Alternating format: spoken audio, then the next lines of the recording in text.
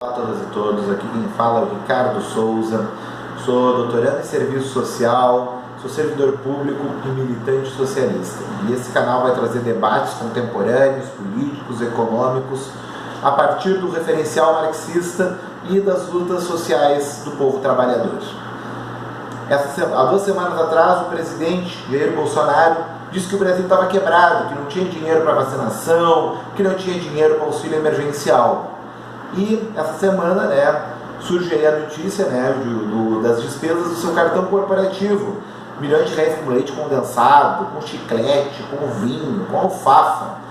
E dentro disso, que teve muita repercussão na mídia, eu gostaria de trazer já como primeiro vídeo do canal, sobre o que de fato quebra o Brasil e para quem que o Brasil está quebrado, Então, pior que qualquer escândalo de corrupção já vivido na história brasileira, o orçamento da União, boa parte dele, de 40% a 50% dele é gasto não com leite condensado, não com mensalão, não com qualquer outro escândalo, descalabro do uso político, do uso pessoal do recurso público, mas ele é usado com a tal da dívida pública. E a gente agradece os dados que são pesquisados pela Auditoria Cidadã da Dívida Pública, que é um movimento muito importante que faz o estudo e a denúncia do orçamento da União e como esse orçamento ele é usado para enriquecer os bancos, o sistema financeiro, em detrimento da garantia dos direitos sociais previstos na Constituição. Hoje o papo é sobre isso, sobre o Brasil quebrado, a dívida pública e o neoliberalismo.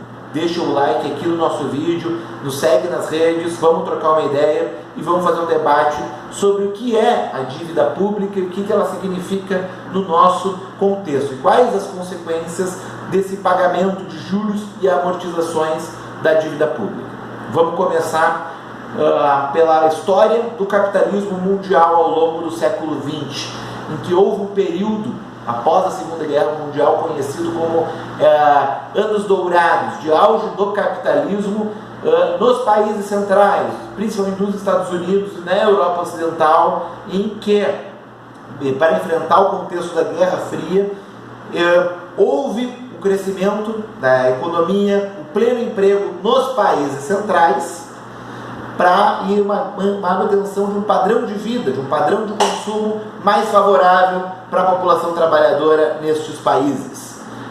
Não que essa realidade se concretize nos chamados países dependentes, tais como o Brasil, a América Latina, a África e boa parte da Ásia. E nesse período houve um grande crescimento do capitalismo industrial. Esse período de crescimento ele durou até o final dos anos 60 e início dos anos 70. É o período em que se aprofunda uma crise de acumulação de capital, em que há uma queda tendencial da taxa de lucro ao longo desse período de desenvolvimento.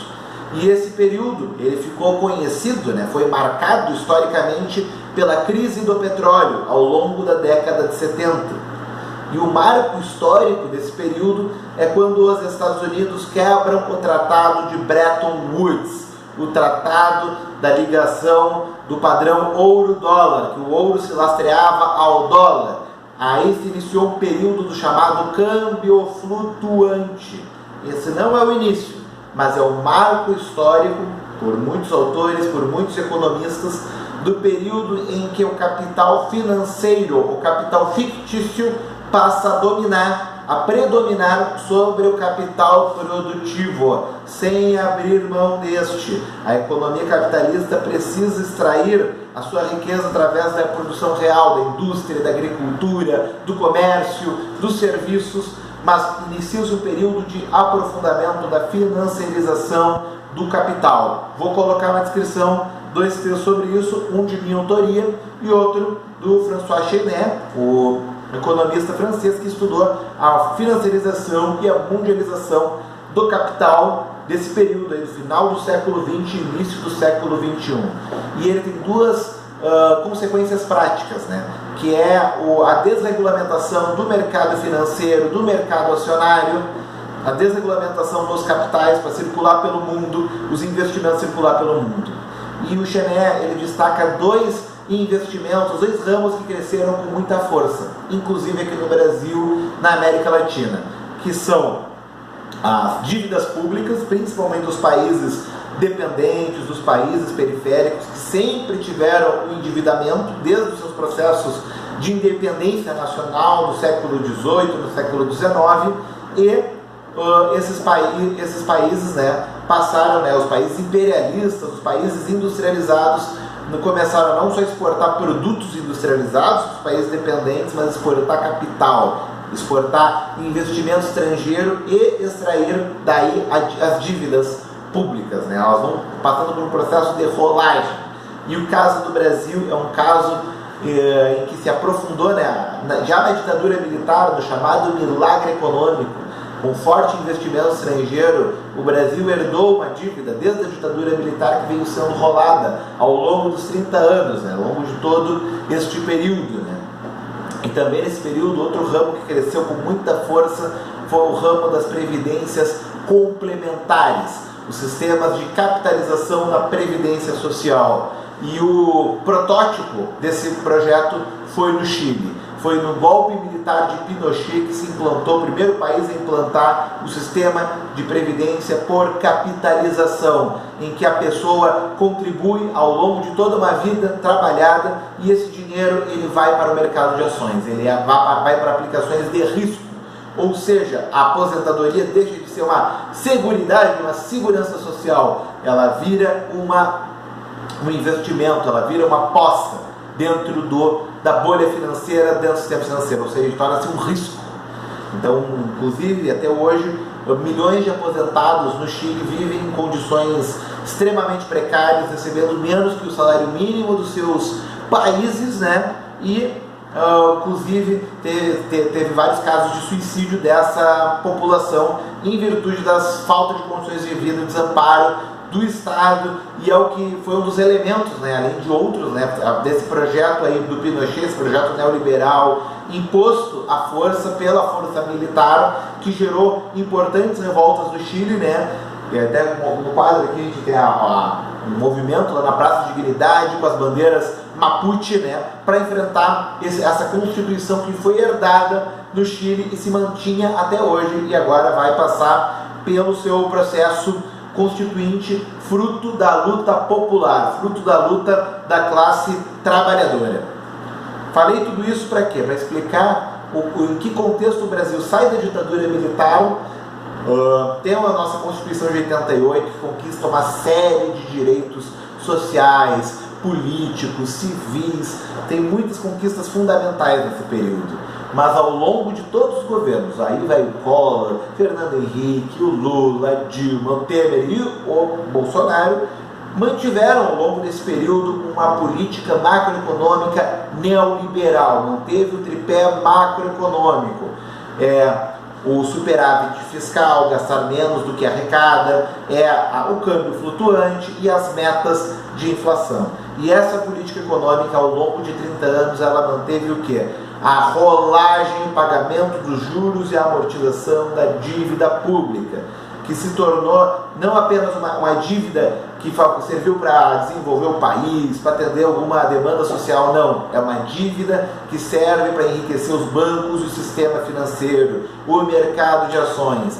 Por isso que toda vez que se fala em voltar ao auxílio emergencial, a Bolsa de Valores despenca, porque eles querem esse recurso para eles, não para atender uma necessidade social. Por isso, quando se fala em governos progressistas ou de esquerda, que vão investir mais em educação, em serviço público, a Bolsa cai. E quando o projeto neoliberal do Bolsonaro e do Paulo Guedes se impõe, né, para favorecer esse mercado. E enquanto é gasto 39% com juros e amortizações da dívida pública, agora no ano 2020, em plena pandemia, foi apenas gasto 4,26% do orçamento na saúde. Um período que há uma maior demanda, estamos vendo um caos, uma pandemia, foi inclusive aprovado o orçamento de guerra e não aumentou o recurso da saúde. Foi gasto 8% com auxílio emergencial e 3% com assistência social. É claro, houve um recurso maior, é um período atípico, mas aquém da necessidade, muito aquém da necessidade do povo brasileiro, que enfrenta aproximadamente 15% de desemprego, que está com 40% da sua força de trabalho na informalidade. Então é uma situação muito grave e o orçamento não condiz com a realidade. O orçamento da educação também com menos de 3%, a gente vai colocar a pizza ali da auditoria com todos os valores de referência.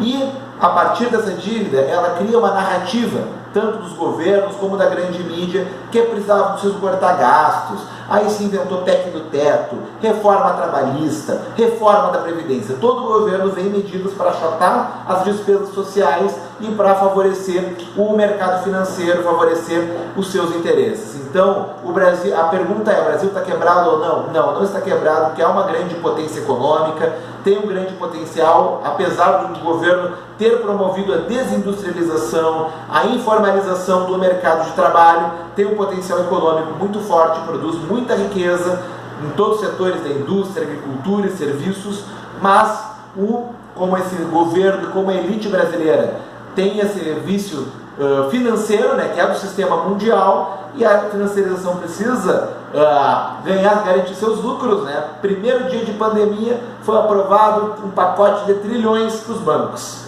E agora o governo quer cortar o auxílio emergencial para a população mais vulnerável. Então o Brasil está quebrado para quem e qual é a saída que é defendida pela Auditoria Cidadã e uma série de movimentos sociais? A auditoria imediata e suspensão do pagamento dessa dívida. O que é legal nessa dívida? O que é ilegal? E a gente fazer o enfrentamento ao sistema financeiro e lutar por um país soberano, econômica e socialmente. Como outros países fizeram, como o Peru, como a Grécia, outros países já tiveram experiência com a auditoria, que é uma bandeira revolucionária, é uma bandeira de soberania nacional para povos como o Brasil, para povos do sul global, dos países periféricos, e enfrentar esse projeto neoliberal que, para se impor na íntegra, precisa ser autoritário, precisa atacar as liberdades democráticas, né? E estamos ainda enfrentando nesse governo uma série de privatizações e contrarreformas. E o discurso aqui é para pagar essa dívida, e é uma dívida que não termina nunca e que não atende às necessidades sociais. Já falei demais, fica aí o convite aí para os vídeos do nosso canal, vamos seguir os debates.